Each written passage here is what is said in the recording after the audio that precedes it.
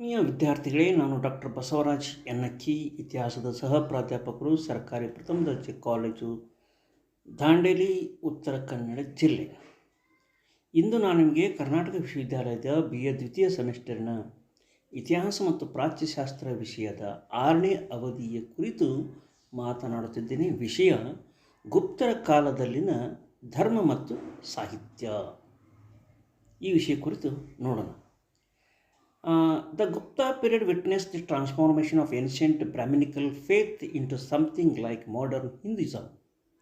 Its final victory against Jainism and Buddhism and liberalism took place. Now let us see what was their patronage to Hinduism. The Hinduism received great setback from the emergence of Jainism and Buddhism. People were very much upset with the caste system and the concept of hell and heaven. There was development of social inequality, hence both Mahavira and Gautam Buddha emerged as great heroes. The establishment of Gupta Empire was a turning point in the history of religion.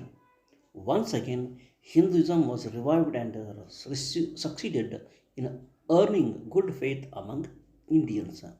ಗುಪ್ತರ ಕಾಲದಲ್ಲಿ ಹಿಂದೂ ಧರ್ಮಕ್ಕೆ ಪುನರ್ಜೀವನ ದೊರಕಿತು.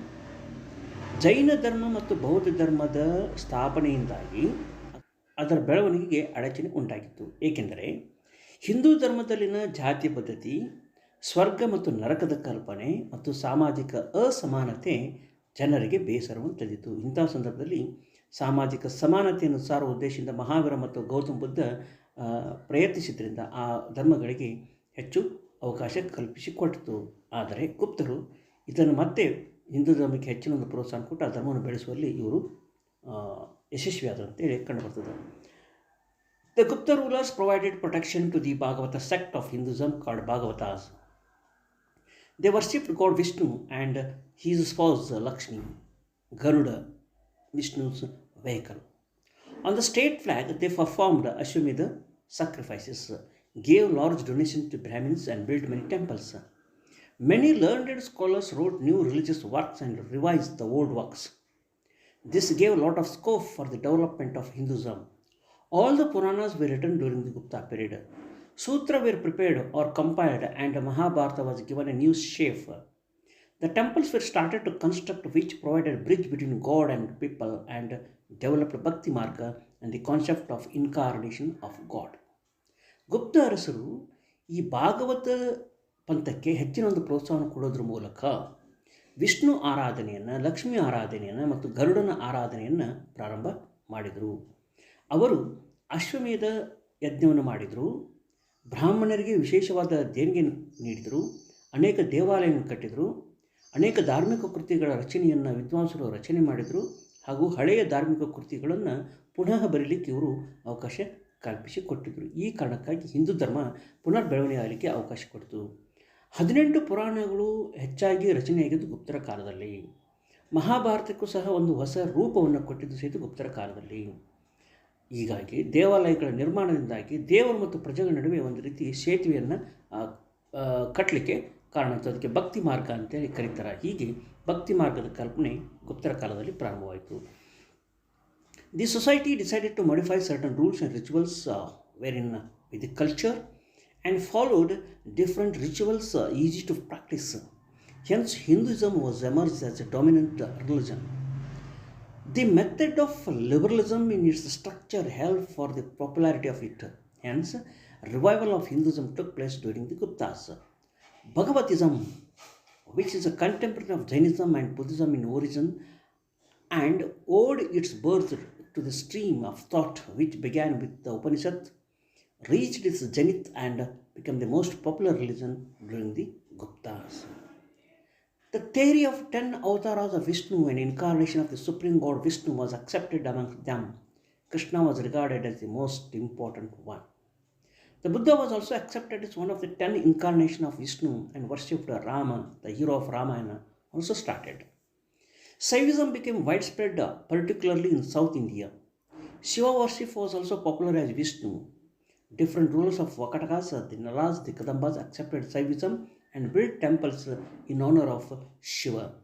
Mathura in UP emerged as the most important place in North India, hence Pashupata cult became very popular. ಗುಪ್ತರ ಕಾಲದಲ್ಲಿ ವಿಷ್ಣುನನ್ನು ವಿಷ್ಣುವಿನ 10 ಅವತಾರಗಳನ್ನು ಸ್ವೀಕರಿಸೋದ್ರ ಮೂಲಕ ವಿಷ್ಣು ಒಬ್ಬ ಸರ್ವೋನ್ನತ ದೇವರು ಅನ್ನೋ ಕಲ್ಪನೆಯನ್ನು ಜನನ ಮನಸ್ಸಿನಲ್ಲಿ ಮೂಡಿಸಿದರು. ಕೃಷ್ಣನು ಸಹಿತ ಮಹತ್ವದ ದೇವರು ಅನ್ನೋ ಕಲ್ಪನೆಯನ್ನು ಸ್ಥಾಪನೆ ಮಾಡಿದರು. ಜೊತೆಗೆ ಬುದ್ಧನು ಸಹಿತ ವಿಷ್ಣುವಿನ ಅವತಾರ ಅಂತೇಳಿ ತಿಳಿದುಕೊಂಡರು. ರಾಮಾಯಣದ ನಾಯಕನಾದ ರಾಮನ ಪೂಜೆ ಸಹಿತ ಈ ಕಾಲದಲ್ಲಿ ಪ್ರಾರಂಭವಾಯಿತು. ಆದರೆ ದಕ್ಷಿಣ ಭಾರತದಲ್ಲಿ ಶೈವ ಧರ್ಮಕ್ಕೆ ಒಂದು ಹೆಚ್ಚಿನ ಪ್ರೋತ್ಸಾಹ ಸಿಕ್ತು.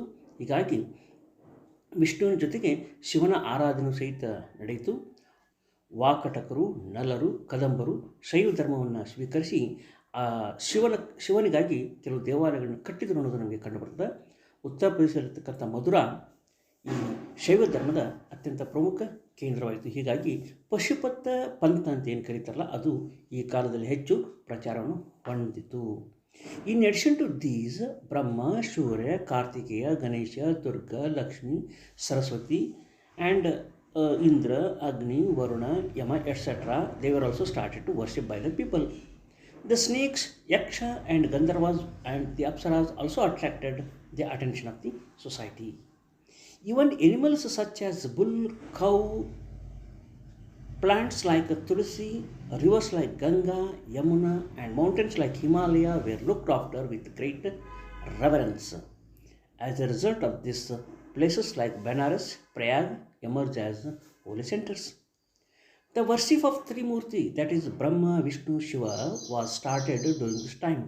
In this way, all prominent features of modern Hinduism taken shape during the period of Guptas. The simple principles also enabled it to spread in foreign countries like Java, Sumatra, Borneo in Southeast Asia and spread the culture and heritage of Hinduism in those countries. ಹಿಂದಿನ ದೇವತೆಗಳು ಅಲ್ಲದೆ ಬ್ರಹ್ಮ, ಸೂರ್ಯ, ಕಾರ್ತಿಕೇಯ, ಗಣೇಶ, ದುರ್ಗ, ಲಕ್ಷ್ಮಿ, ಸರಸ್ವತಿ, ಇಂದ್ರ, ಅಗ್ನಿ, ವರುಣ, ಯಮರನ್ನು ಸಹಿತ ಪೂಜೆ ಮಾಡಲಿಕ್ಕೆ ಪ್ರಾರಂಭ ಮಾಡಿದರು. ಹಾವನ್ನು, ಯಕ್ಷನ್ನು, ಗಂಧರ್ವರನ್ನು, ಅಪ್ಸರೆಯನ್ನು ಸಹಿತ ಪೂಜೆ ಮಾಡಲಿಕ್ಕೆ ಸ್ಟಾರ್ಟ್ ಮಾಡಿದರು.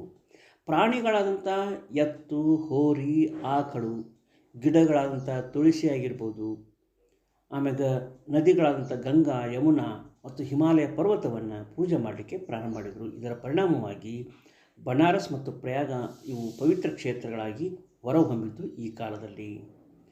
ಈ ತ್ರಿಮೂರ್ತಿಗಳಾದಂಥ ಬ್ರಹ್ಮ, ವಿಷ್ಣು, ಮಹೇಶ್ವರ, ಶಿವ ಅಂತ ಏನು ಕರೀತಾರಲ್ಲ ಈ ಮೂರ್ತಿಗಳ ಪೂಜೆ ಸಹಿತ ಪ್ರಾರಂಭವಾಯಿತು. ಹೀಗಾಗಿ ಆಧುನಿಕ ಹಿಂದೂ ಧರ್ಮಕ್ಕೆ ಒಂದು ಪುನರ್ಜೀವನ ದೊರಕಿದ್ದು ನಮ್ಮ ಗುಪ್ತರ ಕಾಲದಂತ ಹೇಳ್ಬೋದು.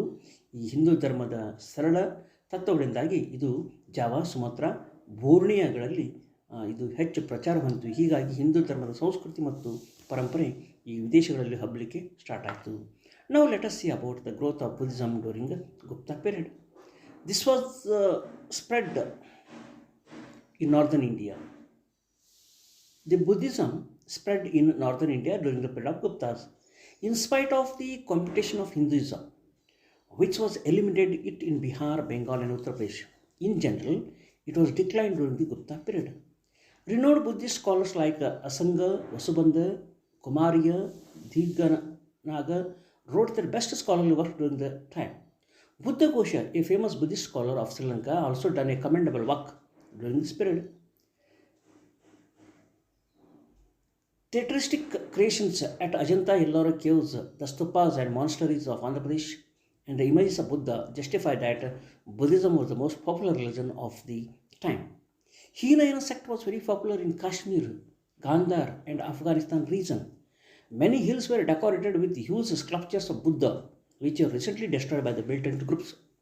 Nalanda, Vallabhi, Mathura, Sanchi were the important centers of Buddhism even today. ಗುಪ್ತರ ಕಾಲದಲ್ಲಿನ ಬೌದ್ಧ ಧರ್ಮದ ಬೆಳವಣಿಗೆ ಬಗ್ಗೆ ನೋಡೋದಾದರೆ ಉತ್ತರ ಭಾರತದಲ್ಲಿ ಹಿಂದೂ ಧರ್ಮದ ಸ್ಪರ್ಧೆಯೊಂದಿಗೂ ಸಹಿತ ಬೌದ್ಧ ಧರ್ಮ ಬೆಳವಣಿಗೆ ಹೊಂದಿದ್ದನ್ನು ನಾವು ಕಾಣ್ತೀವಿ. ಇಲ್ಲಿ ಗುಪ್ತರ ಕಾಲದಲ್ಲಿ ಸ್ವಲ್ಪ ಮಟ್ಟಿಗೆ ಅದಕ್ಕೆ ಹಿನ್ನಡೆ ಉಂಟಾಯಿತು. ಬೌದ್ಧ ವಿದ್ವಾಂಸರಂಥ ಅಸಂಗ, ವಸುಬಂಧ, ಕುಮಾರಿಯ, ದೀಗನಾಗ ಅತ್ಯುತ್ತಮವಾದ ಗ್ರಂಥಗಳನ್ನ ರಚನೆ ಮಾಡಿದರು. ಶ್ರೀಲಂಕಾದ ಬೌದ್ಧ ವಿದ್ವಾಂಸನಂಥ ಬುದ್ಧ ಘೋಷ ಈ ಬೌದ್ಧ ಸಾಹಿತ್ಯಕ್ಕೆ ಅತ್ಯುತ್ತಮ ಕೊಡುಗೆಯನ್ನು ಕೊಟ್ಟ. ಅಷ್ಟೇ ಅಲ್ಲ, ಅಜಂತ ಎಲ್ಲೋರದ ಗುಹಾಲಯಗಳಲ್ಲಿ, ಸ್ತೂಪಗಳಲ್ಲಿ, ಆಂಧ್ರ ಪ್ರದೇಶದಲ್ಲಿ ಇರ್ತಕ್ಕಂಥ ಮಾನ್ಸ್ಟರಿಗಳಲ್ಲಿ ಬುದ್ಧನ ಪ್ರತಿಮೆಗಳನ್ನು ಕೆತ್ತಲಾಯಿತು. ಹೀಗಾಗಿ ಹೀನಯನ ಪಂಥ ಅನ್ನೋದು ಕಾಶ್ಮೀರದಲ್ಲಿ ಹೆಚ್ಚು ಪ್ರಚಲಿತವಾಗಿತ್ತು. ಅಷ್ಟೇ ಅಲ್ಲ, ಗಾಂಧಾರ ಮತ್ತು ಅಫ್ಘಾನಿಸ್ತಾನದಲ್ಲೂ ಸಹಿತ ಬೌದ್ಧ ಧರ್ಮ ಬೆಳವಣಿಗೆ ಆಗಲಿಕ್ಕೆ ಕಾರಣ ಆಯಿತು. ಅನೇಕ ಬೆಟ್ಟ ಗುಡ್ಡಗಳಲ್ಲಿ ಬುದ್ಧನ ಬೃಹತ್ ಶಿಲ್ಪಗಳನ್ನು ಕೆತ್ತಿ ಅವುಗಳನ್ನು ಅಲಂಕರಿಸಲಾಗಿತ್ತು. ಆದರೆ ಇತ್ತೀಚೆಗೆ ಉಗ್ರವಾದಿಗಳು ಅವುಗಳನ್ನು ನಾಶಪಡಿಸಿದ್ದು ನಮಗೆ ಕಂಡುಬರ್ತದೆ. ನಳಂದ, ವಲ್ಲಭಿ, ಮಥುರಾ ಮತ್ತು ಸಂಚಿಗಳು ಸಹಿತ ಬೌದ್ಧ ಧರ್ಮದ ಪ್ರಮುಖ ಕೇಂದ್ರಗಳಾಗಿದ್ದವು. ನಾವು let us see about growth of Jainism during Gupta period. It was also very popular during the Gupta period. Two Jaina councils were held at Mathura and Vallabhi in 313 AD and 453 respectively. Fresh commentaries were written on Jaina texts. Shvetambara sect was very popular in Mathura and Vallabhi, and Digambara became very popular in South India like Sravanabeлагala and Tamil Nadu. Kadamba, Chalukyas, Gangas and Vaisala kings extended royal support to it for its spread. ಗುಪ್ತರ ಕಾಲದಲ್ಲಿ ಜೈನ ಧರ್ಮದ ಬೆಳವಣಿಗೆ ಬಗ್ಗೆ ನೋಡೋದಾದರೆ, ಗುಪ್ತರ ಕಾಲದಲ್ಲಿ ಮಥುರಾದಲ್ಲಿ 313ರಲ್ಲಿ, ವಲ್ಲಭಿಯಲ್ಲಿ 453ರಲ್ಲಿ 2 ಪ್ರತ್ಯೇಕ ಸಮ್ಮೇಳನಗಳನ್ನು ನಡೆಸಲಾಯಿತು. ಅಷ್ಟೇ ಅಲ್ಲ, ಜೈನ ಧರ್ಮದ ಗ್ರಂಥಗಳ ಬಗ್ಗೆ ಹೊಸ ವಿಮರ್ಶಾತ್ಮಕ ಗ್ರಂಥಗಳನ್ನು ಸಹಿತ ರಚನೆಯಾಯಿತು. ಮಥುರಾ ಮತ್ತು ವಲ್ಲಭಿಯಲ್ಲಿ ಶ್ವೇತಾಂಬರ ಪಂಥ ಬೆಳವಣಿಗೆ ಆದರೆ, ದಕ್ಷಿಣ ಭಾರತದಲ್ಲಿ, ಅದರಲ್ಲೂ ವಿಶೇಷವಾಗಿ ಶ್ರವಣಬೆಳಗೊಳ ಮತ್ತು ತಮಿಳುನಾಡಿನಲ್ಲಿ ದಿಗಂಬರ ಪಂಥ ಬೆಳವಣಿಗೆ ಆಗಲಿಕ್ಕೆ ಕಾರಣ ಆಯಿತು. ಕದಂಬರು, ಚಾಲುಕ್ಯರು, ಗಂಗರು, ಹೊಯ್ಸಳರು, ಈ ಕರ್ನಾಟಕವನ್ನು ಆಳಿದಂಥ ಅರಸುಮನೆತನಗಳು ಅದರ ಬೆಳವಣಿಗೆಗೆ ಪ್ರಮುಖ ಕಾರಣಕರ್ತರಾದರೂ ಕಂಡುಬರ್ತದೆ. ನಾವು let us see about features of religious policy of the Guptas. There was religious harmony among Hinduism, Buddhism and Jainism. ಈ 3 ಧರ್ಮಗಳ ನಡುವೆ ಕೋಮು ಸೌಹಾರ್ದತೆ ಇತ್ತು. Regular discourses and discussions var held among the scholars of these religions. ಈ 3 ಪಂಥಗಳ ನಡುವಿನ ವಿದ್ವಾಂಸರ ನಡುವೆ ಚರ್ಚೆ ಮತ್ತು ಸಂವಾದಗಳು ನಡೀತಾ ಇತ್ತು. ಅದರ ಜೊತೆಗೆ religious commentaries were written on the text. ಈ ಧಾರ್ಮಿಕ ಗ್ರಂಥಗಳ ಮೇಲೆ ಹೊಸ ವಿಮರ್ಶಾತ್ಮಕ ಗ್ರಂಥಗಳನ್ನು ರಚನೆ ಮಾಡಿದ್ದು ಸಹಿತ ಕಂಡುಬರ್ತದೆ. Subjects had complete freedom to practise the religion they want. ಜನರಿಗೆ ಧಾರ್ಮಿಕ ಸ್ವಾತಂತ್ರ್ಯವನ್ನು ಸಂಪೂರ್ಣವಾಗಿ ನೀಡಲಾಗಿತ್ತು.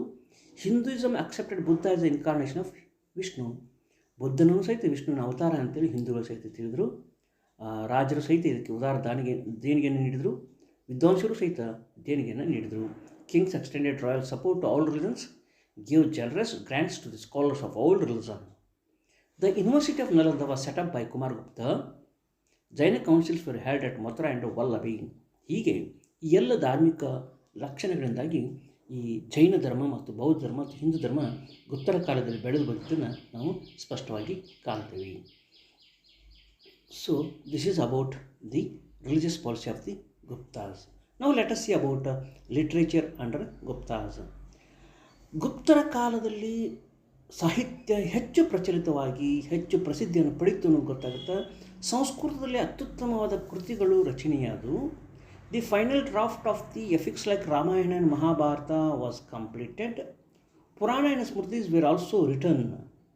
ಇದರ ಜೊತೆಗೆ religious and non religious books, ಧಾರ್ಮಿಕ ಮತ್ತು ಧಾರ್ಮಿಕೇತರ ಕೃತಿಗಳು ರಚನೆಯಾದವು ಅನ್ನೋದು ನಮಗೆ ಸ್ಪಷ್ಟವಾಗಿ ಕಂಡುಬರ್ತದೆ. ಆ ಕೃತಿಗಳ ಬಗ್ಗೆ ನೋಡೋದಾದರೆ, ಕಾಳಿದಾಸ ಬರೆದಂಥ Raghuvamsha, Ritusamhara, Meghaduta, these are the ಕಾಳಿದಾಸದ ವರ್ಕ್ಸ್. ಭಾನಭಟ್ಟಾಸ್ ರಾವಣಬೋಧ, ದಂಡೀನ್ ಕಾವ್ಯದರ್ಶನ ಮತ್ತು ದಶಕುಮಾರ ಚರಿತ, ಭಾರವಿ ಕಿರಾತಾರ್ಜುನೀಯ, ಭರ್ತೃಹರಿ ನೀತಿಶತಕ, ಕಾಳಿದಾಸನ ನಾಟಕಗಳಾದ Vikramorvashiya, Abhijnana Shakuntala, Malavikagnimitra. These are the dramas written by Kalidasa. Shudraka wrote Mrichchhakatika, Vishakhadatta wrote Mudra Rakshasa, Devichandraguptam. Bhasa wrote Swapnavasavadatta, Charudatta. ತತ್ವಶಾಸ್ತ್ರದ ಬಗ್ಗೆ philosophical works like Ishwara Krishna wrote Sankhyakarika, Acharya Prashastapada wrote Padartha Dharma Sangraha, Acharya Vyasa wrote Vyasa Bhashya, Vatsyayana wrote book on Kamasutra. ವ್ಯಾಕರಣದ ಮೇಲೆ ಪುಸ್ತಕ ನೋಡೋದಾದರೆ ಗ್ರಾಮರ್ ಬುಕ್ಸ್, ಅಮರಶಿವ ಅಮರಕೋಶ, ಚಂದ್ರಗ್ರೂಮಿನ್ ಚಂದ್ರ ವ್ಯಾಕರಣ, ದಂಡಿನ್ ಕಾವ್ಯದರ್ಶ. ಇದರ ಜೊತೆಗೆ ದುರ್ಗಶಿವನ ಪಂಚತಂತ್ರ ಮತ್ತು ಹಿತೋಪದೇಶ ಸ್ಮೃತಿಗಳಾದಂಥ Yajnavalkya Smriti, Parashara Smriti, Narada Smriti, Katyayana Smriti, Brihaspati Smriti. All these works named after the rishis who had written them. ಋಷಿಗಳು ಬರೆದಂಥ ಹೆಸರುಗಳಿಂದ ಈ ಸ್ಮೃತಿಗಳನ್ನು ಕರೆಯಲಾಗ್ತದೆ. ಜೊತೆಗೆ books on mathematics and science, Aryabhatiya Dashakumara Dashajatika Sutra, Varahamihira wrote Panchasiddhantika Brij Jataka and Lagu Jataka. These are the books on mathematics. ಅಷ್ಟೇ ಅಲ್ಲ, ವೈದ್ಯಶಾಸ್ತ್ರದ ಮೇಲೆ ವಾಗಭಟ, ಅಷ್ಟಾಂಗ ಸಂಗ್ರಹ, ಕಾಮಂಡಕ ನೀತಿಸಾರ, Vatsayana Kamasutra, Brahmana Kavyalankara. So these are the important literary works written during the period of Guptas in Sanskrit language. This is how the Guptas gave a tremendous scope for the development of literature during their period. Okay, these are the reference books. Thank you, students. Thank you.